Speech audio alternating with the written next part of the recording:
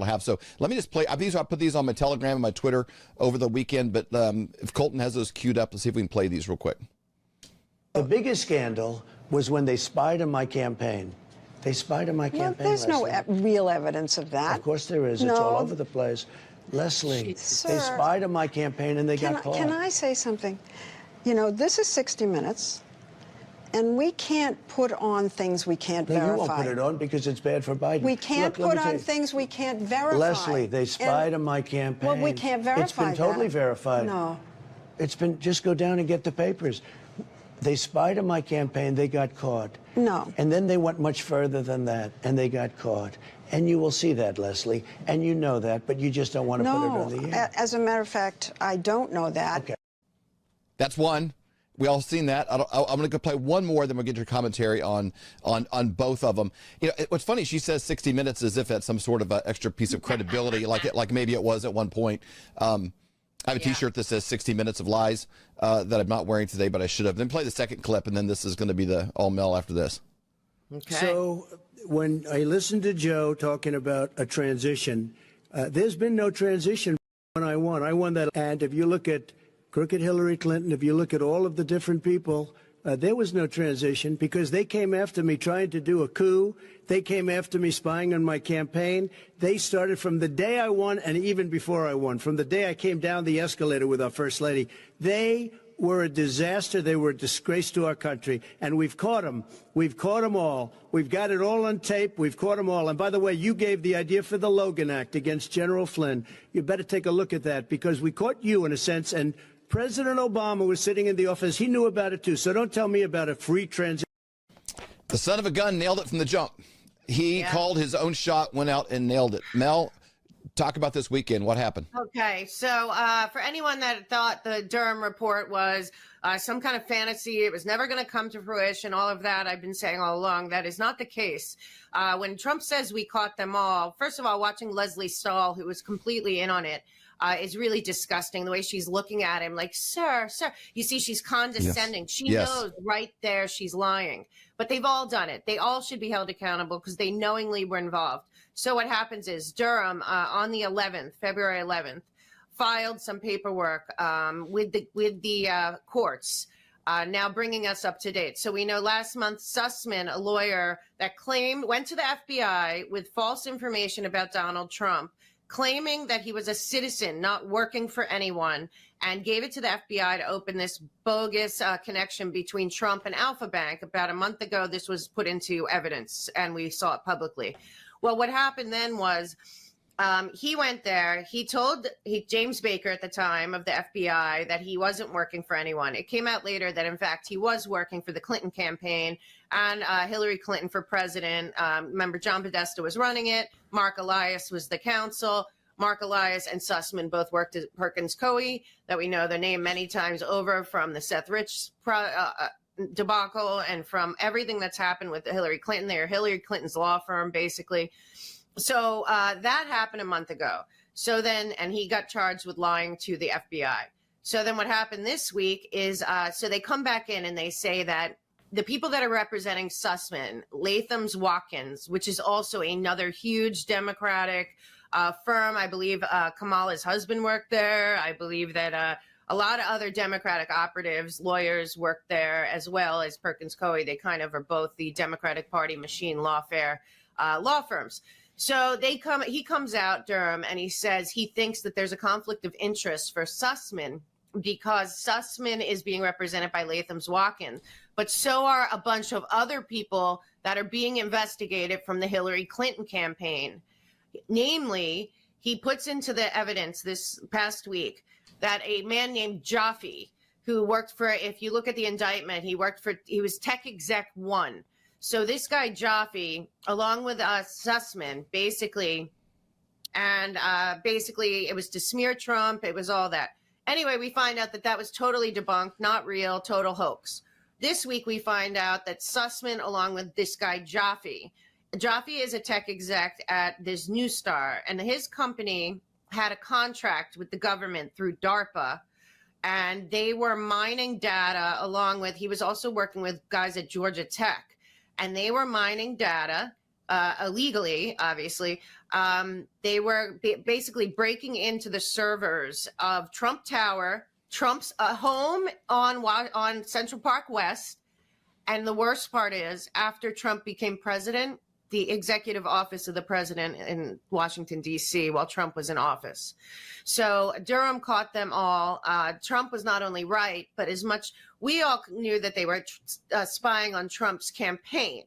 It's a whole different thing, and it's way worse than anything we've ever seen before, that they were spying on Trump while he was in the White House.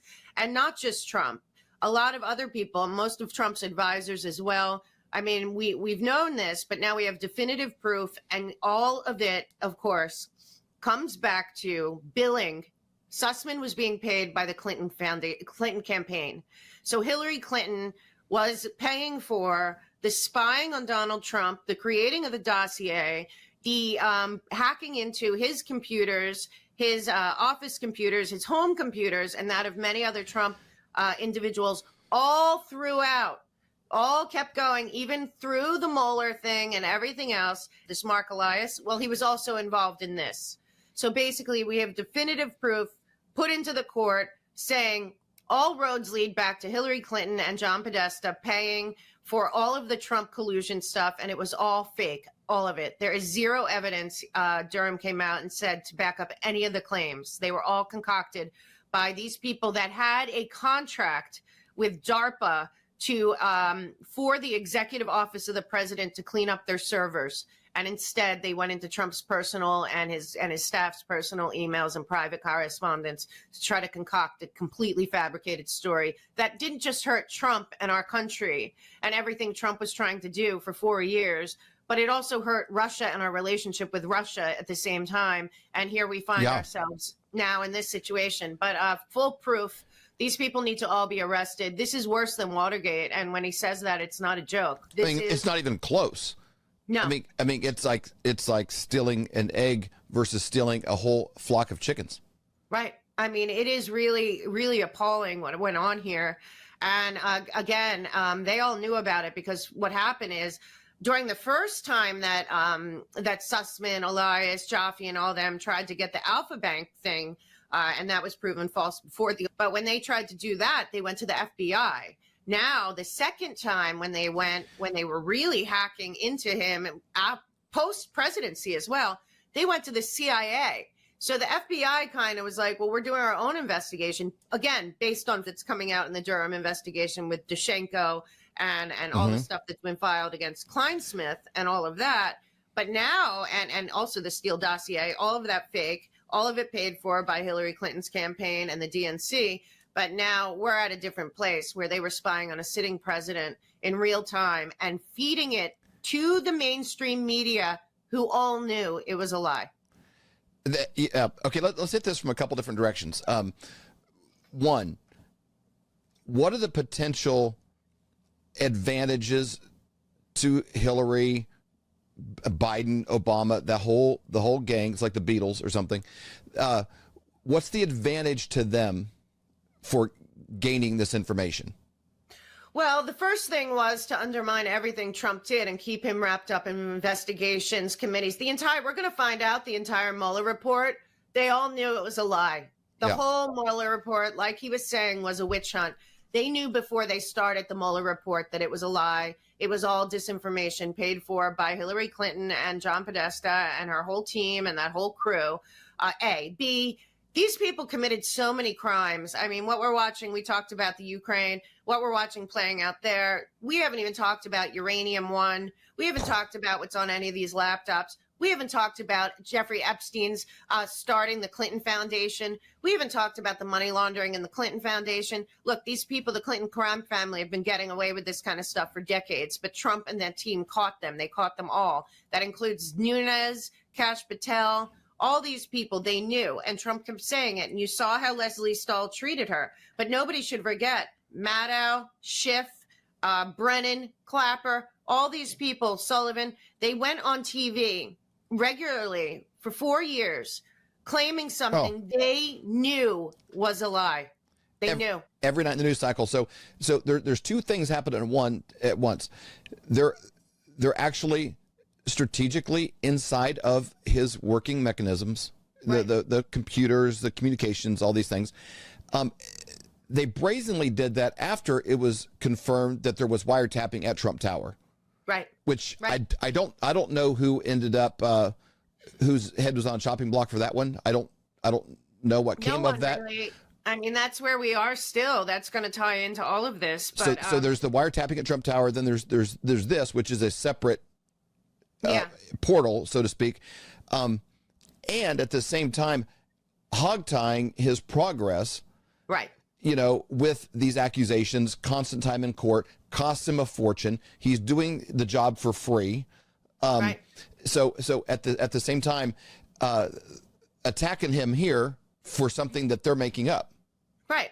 And as we talked about last week, of course, Obama and his friends made propaganda against We the People legal. So them in cahoots with all the mainstream media, knowingly, but continued to create the illusion for years that this was real. The Mueller investigation went on forever, it seemed, the entire time he was in office. So everything Trump did was overshadowed by a hoax created situation to keep him unable to do his job properly. He actually deserves the 4 years that he was already in office back, to tell you the truth. But what this was about was undermining him and stopping any investigations into her. So the whole time that they're talking Russia collusion, now we know fully the collusion was with Hillary Clinton. Back to her emails. She was the one paying for it.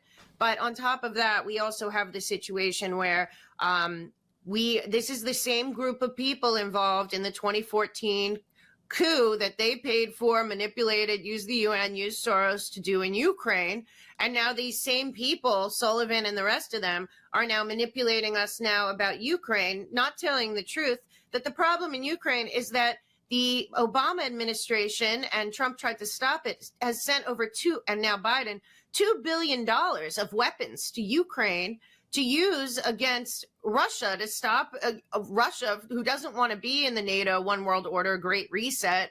And basically what they're painting now, the same propagandists that painted the Russia collusion hoax and hurt Russia and our country very badly for many years over a lie, they are painting this thing with Ukraine, not admitting that the truth of the matter is that if the Chinese put $2 billion of weapons on in Canada aimed at the U.S., our military better, amass troops on our border. And that's exactly what Russia's doing. These people have an insane hatred of not just, don't forget, they made half the country believe that Trump was a Russian agent for 3.5 years. Well, the Russian prostitute story, the P tapes, I mean, the most ludicrous things ever you could ever do to attack somebody's character. I mean, doing what we do, you get little things, comments and people doing stuff like, especially somebody says something about Stacey, she wore a sweater the other day, had a check marks on it, and they're like, Stacey Illuminati, and said the stuff about her, and I'm like, I know all about it. And I'm ready to come, I'm like, I can't imagine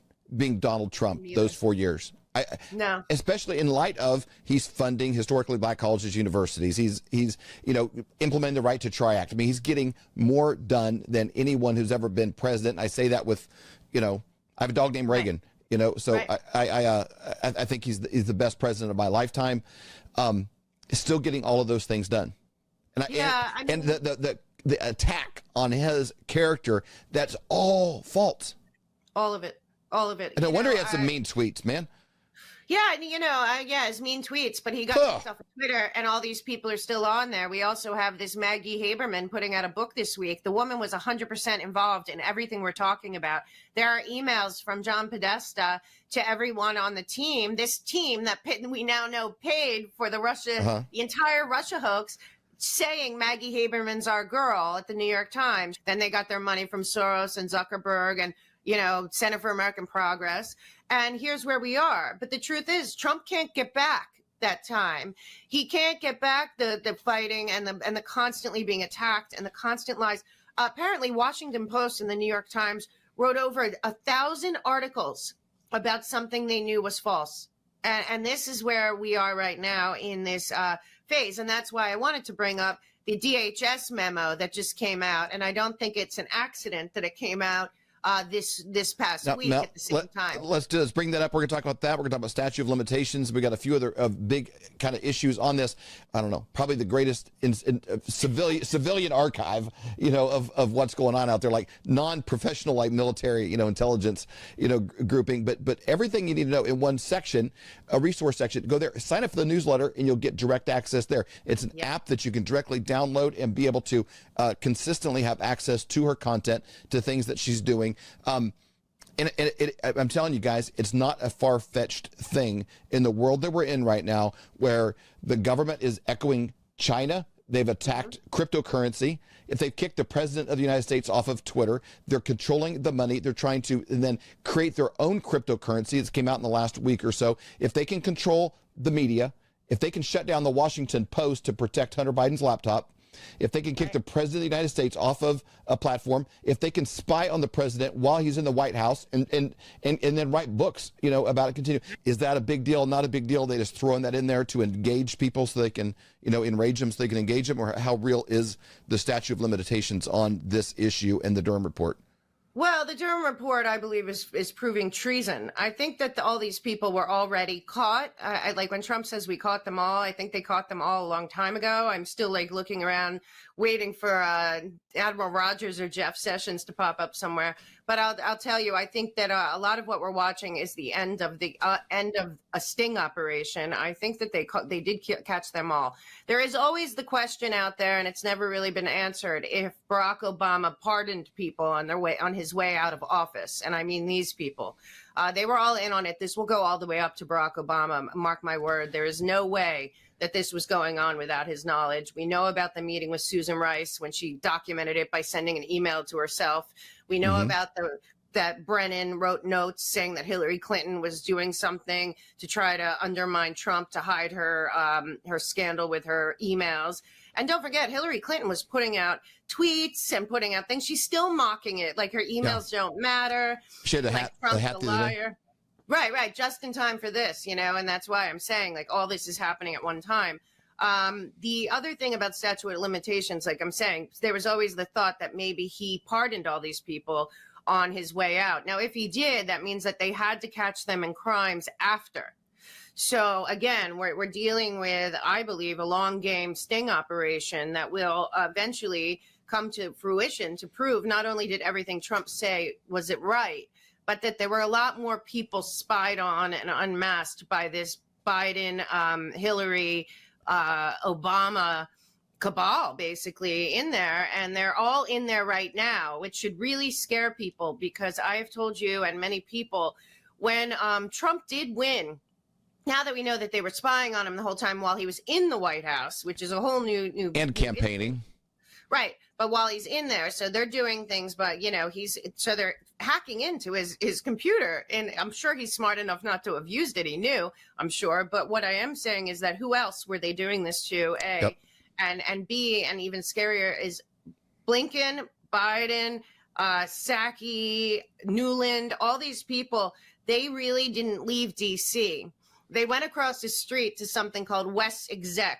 They started a consulting firm. Blinken, who was Biden's right-hand man, who's doing everything right now to destroy the world with his insane foreign policy for the globalist George Soros one world government that's infiltrated our country and many other countries. Mm-hmm. But basically, they were running a shadow government the entire time Trump was in there. And I think this is the tip of the iceberg for how much they were spying and how much they were manipulating. And not just our country. I think that this is also gonna go back to also the Crown in the UK being involved in a lot of this. And I believe it also go to Israel and other places.